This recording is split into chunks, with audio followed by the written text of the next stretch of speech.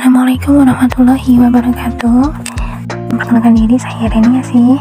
Dengan NIM 261201006 akan memaparkan tentang perencanaan jangka panjang pada mata kuliah Sistem Perencanaan Persediaan dengan dosen pengampu Ibu Eka Setiawati.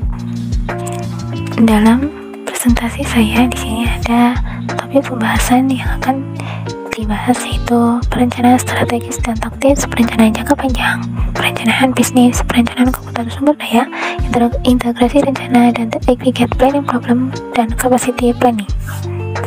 Nah, untuk poin yang pertama yaitu perencanaan strategis dan taktis. Di sini kita ketahui dulu apa pengertian dari perencanaan strategis dan taktis.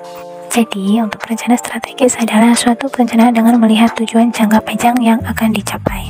Sedangkan untuk perencanaan taktis adalah perencanaan secara spesifik atau langkah-langkah untuk mencapai sebuah tujuan.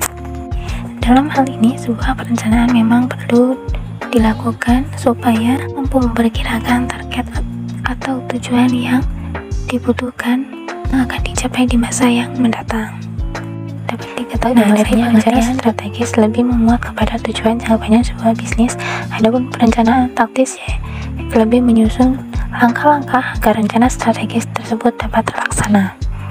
Yang selanjutnya yaitu perencanaan jangka panjang.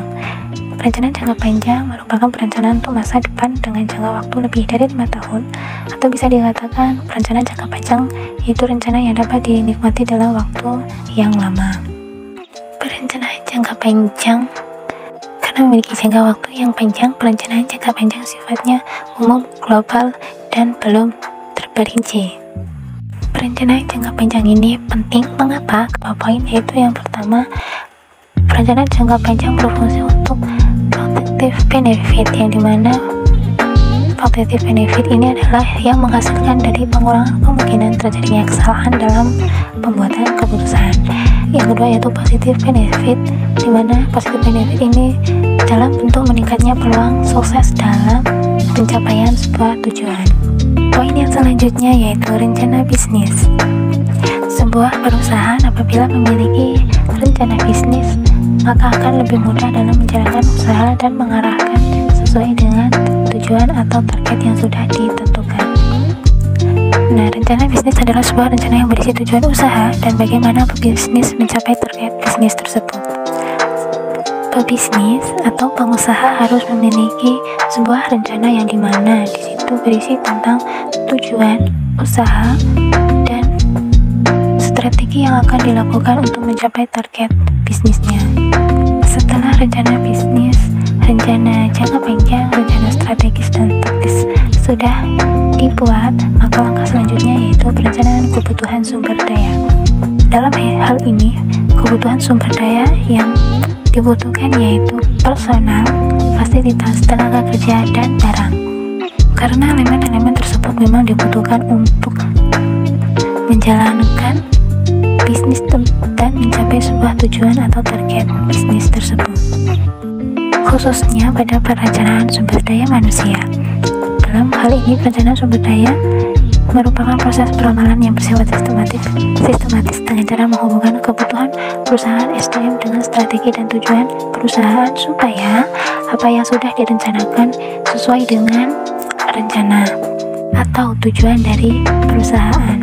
Tahap selanjutnya yaitu integrasi rencana. Integrasi rencana ialah penggabungan atau penyatuan dari rencana-rencana yang sudah disusun untuk mencapai target atau tujuan bisnis. Pada tahap sebelumnya ada rencana-rencana yang harus disiapkan atau yang harus di-list oleh sebuah perusahaan untuk mengembangkan dan memajukan sebuah bisnisnya. Tahap selanjutnya yaitu the aggregate problem and capacity planning, atau terkaitan dengan masalah agregat dan perencanaan kapasitas. Pada tahap ini, strategi perencanaan dalam tahapan perencanaan dan pengendalian produk yang bermuara pada perencanaan kapasitas yang optimal. Nah, masalah perencanaan agregat ini terfokus pada alokasi sumber daya seperti personal, fasilitas, peralatan, dan penyimpanan, di mana perencanaan produk dan servis yang tersedia saat dibutuhkan. Perencanaan agregat biasanya berlaku 12-24 bulan saja dan kemudian akan diperbaharui per bulan atau per 4 bulan. Nah, mungkin itu saja yang bisa saya sampaikan. Kurang dan lebihnya saya mohon maaf. Terima kasih. Assalamualaikum warahmatullahi wabarakatuh.